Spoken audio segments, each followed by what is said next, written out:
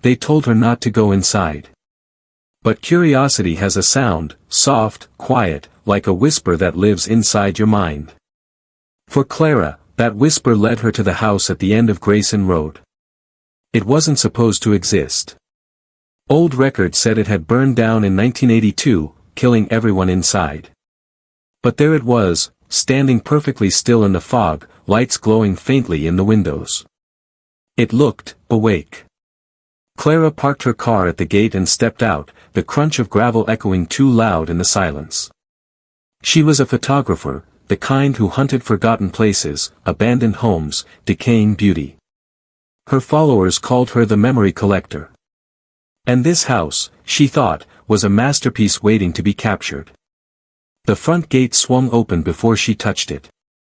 Old hinges groaned like something sighing. Just the wind, she whispered to herself, though there wasn't any. The air inside was cold and heavy, like the house hadn't breathed in years. Dust motes floated in the beam of her flashlight, swirling like tiny ghosts. The wallpaper peeled in long strips. Everything smelled faintly of burned wood and rain.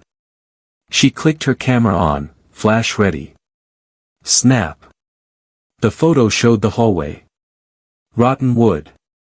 A staircase. A door at the end. But, there was something else. In the photo, the door at the end was open. She turned her light that way. The door was closed. Her heart thudded once, loud in her ears. She walked closer, her shoes creaking against the warped floorboards. The air grew colder. Something inside her head whispered, faint, but clear. "We've been waiting." She froze. The sound didn't come from the hallway. It came from the walls. "Hello?" she said softly. No answer. She reached the end door and pressed her hand against it. The wood was warm. She jerked her hand back. It shouldn't be warm. She turned the knob slowly. The door opened with a low, human-sounding moan. Inside was a bedroom, perfectly untouched. The bed was neatly made. A lamp glowed softly beside it. She lifted her camera again. Snap. Another picture. On the screen, the bed was empty. But on the nightstand, in the reflection of the mirror, she saw herself, standing behind her own body, smiling. Her stomach twisted. She spun around, nothing there. A soft creak came from upstairs. Footsteps. Slow. Heavy. Clara whispered, "Is someone here?" Silence. Then, the sound of breathing. Right behind her. She turned, flashlight shaking in her hand, but the hallway was empty. Still, she could feel someone standing inches from her face. Her flashlight flickered, then went out. Darkness swallowed everything.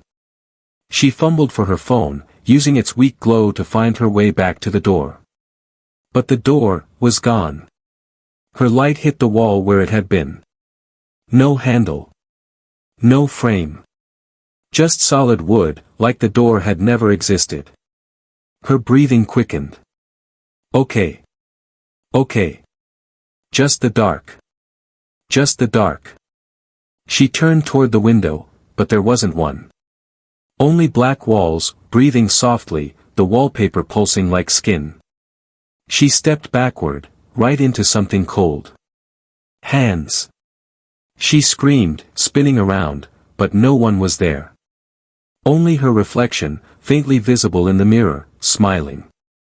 The voice came again, this time from inside her mind. "Don't be afraid. You dreamed of us first." The floor creaked beneath her feet, but the sound wasn't wood, it was a heartbeat.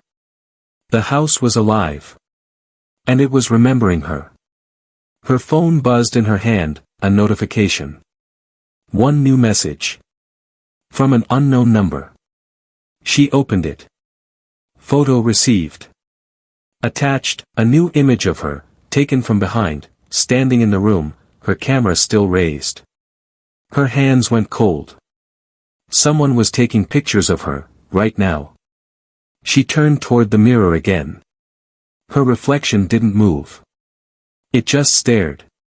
Then, slowly, it lifted its hand and waved. The walls began to close in, stretching and twisting. The room grew smaller. The air heavier. Somewhere above, something started humming, low and deep, like a heartbeat mixed with a lullaby.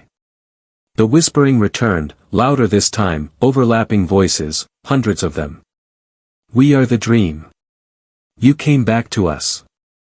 Her flashlight flickered back on, and she saw the photographs covering the walls. Hundreds of them. All of her. Different poses. Different days. Different expressions. Some showed her as a child. Others, as an old woman she had never been. She dropped the flashlight, trembling. What is this? The voices answered as one. This is home. The floor split open.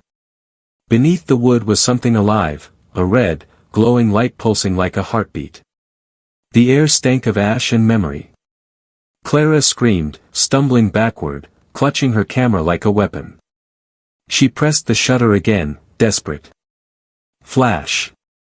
The light burst white, filling the room, and then everything went black. When she opened her eyes, she was standing outside. The sun was rising. The house was gone. Her car sat waiting, dew glistening on the windshield. She laughed, half sobbing. It was a dream. Just a dream.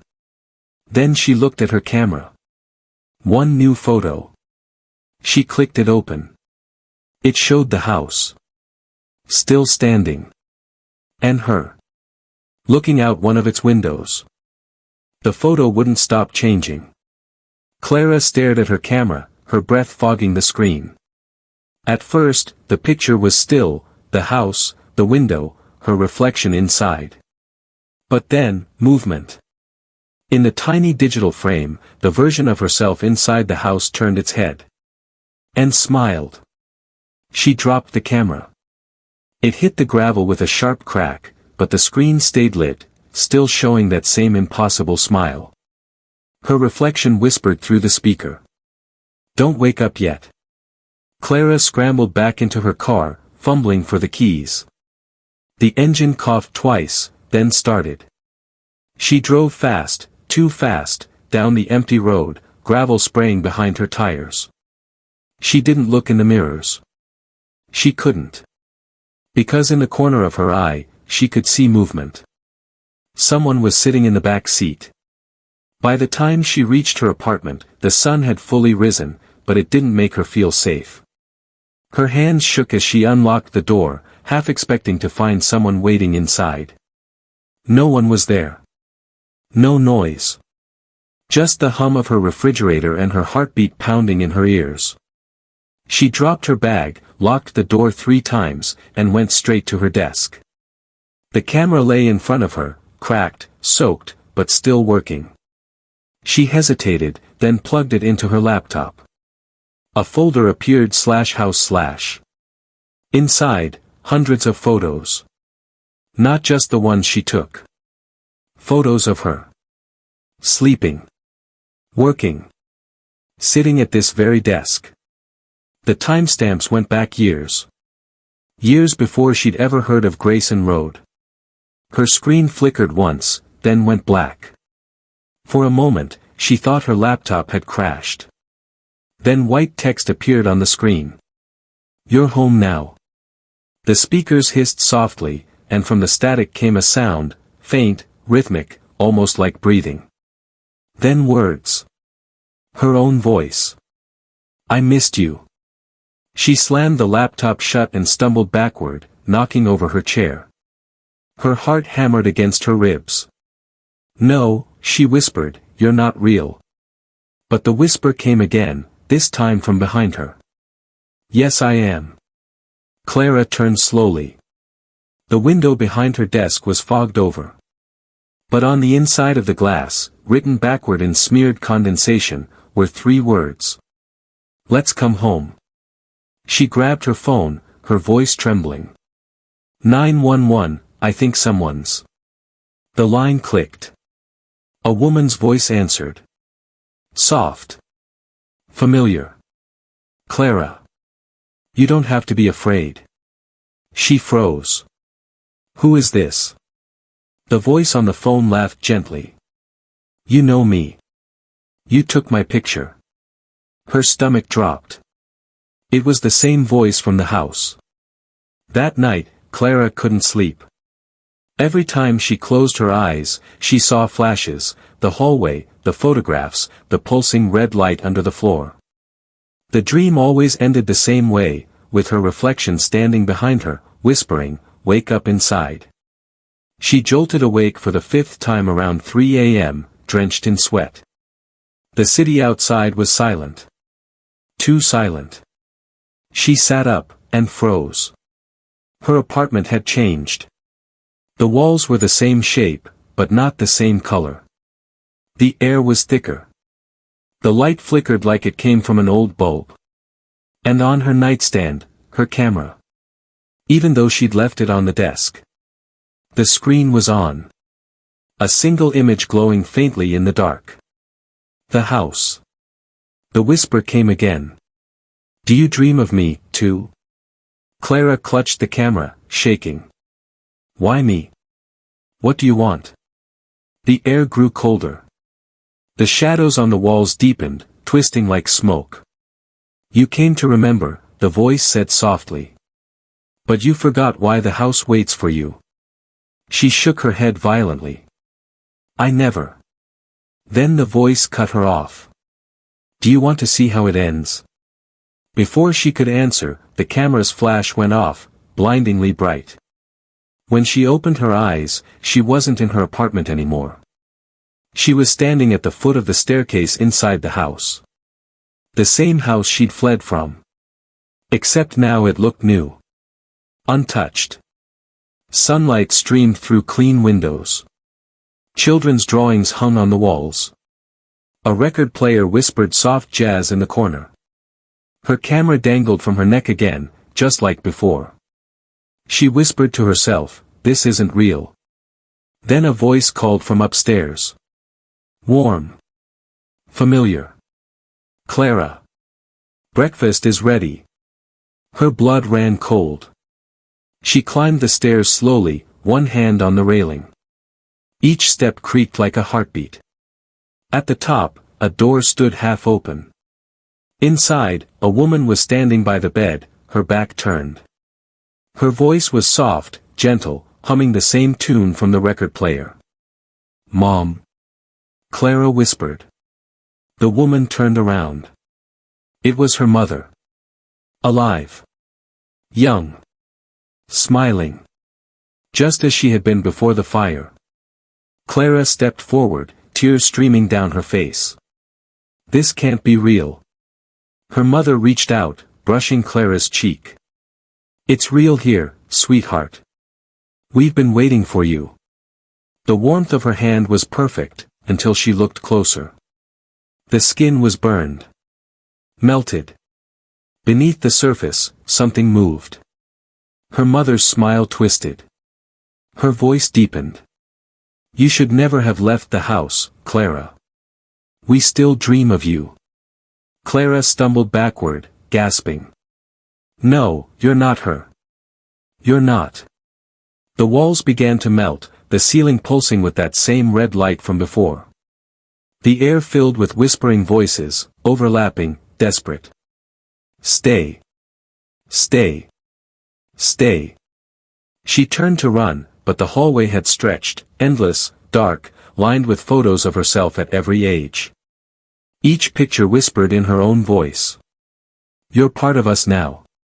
Clara ran, breath ragged, camera bouncing against her chest. Every door she passed led to another version of her apartment, burned, flooded, twisted, as if the house was showing her all the lives she could have lived. Finally, she found a door that looked real. Her own front door. She threw it open. And stepped into darkness. The only light came from her camera screen, glowing faintly in her hand. A message appeared. Do you want to wake up? She hesitated. Then pressed yes. The world exploded in white. When the light faded, she was lying in her bed, back in her apartment. Morning sunlight filtered through the blinds. Her phone buzzed with messages. Everything looked normal. She laughed weakly, clutching the blanket. It was a dream, she whispered. It was just a dream. Then she saw her camera on the nightstand. The screen was on. One new photo. Her, asleep in bed. Taken from the ceiling. The picture wouldn't fade. Clara stared at the photo on her camera. She was there, asleep, but something else was in the frame, a dark outline crouched on the ceiling, fingers spread like cracks across plaster. Its face was hidden, but she recognized the shape. It was her. Her reflection. Clara threw the camera across the room. It hit the wall and landed on the carpet, screen shattered, still glowing faintly, still showing movement. From the fractured display, her reflection turned its head toward her and whispered. You brought us home. The air turned colder. Her bedroom lights flickered. Somewhere behind the wall, she heard breathing, slow, patient, rhythmic. The sound of a house breathing. She stumbled into the bathroom and splashed cold water on her face. Wake up, Clara. You're awake. This is real. When she looked up, her reflection in the mirror didn't move. It only smiled, then lifted its hand and pressed it against the glass. From the other side, the mirror rippled like water. The reflection mouthed the words. We're inside you now. A crack split across the mirror. Blood seeped from it, not from the glass, but from her palm. She backed away, shaking, as the whispering started again in the walls. She tried to leave. The front door opened into the same hallway. The second door, same hallway. Every door, every window, led back in. Her apartment had become a maze of itself, looping endlessly, shifting colors with every breath. The lights dimmed to a deep red glow. The walls pulsed, slow and steady, like a heartbeat. Her own heartbeat. Stop it, she screamed. The whispering answered. It can't stop. You're remembering. Then, a knock. 3 soft taps. She turned toward her bedroom door. Another knock. Closer this time. The knob turned slowly on its own. The door creaked open, and she saw herself standing there, half-lit by the red glow. This other Clara was smiling. But her eyes were black, wide, empty. Her voice was calm. You forgot what you did, didn't you? Clara shook her head. I don't understand. You left us, the other said. You burned the house to escape. But we stayed with you. Every dream, every photo, every shadow you ever loved was built from us. The floor beneath them turned translucent.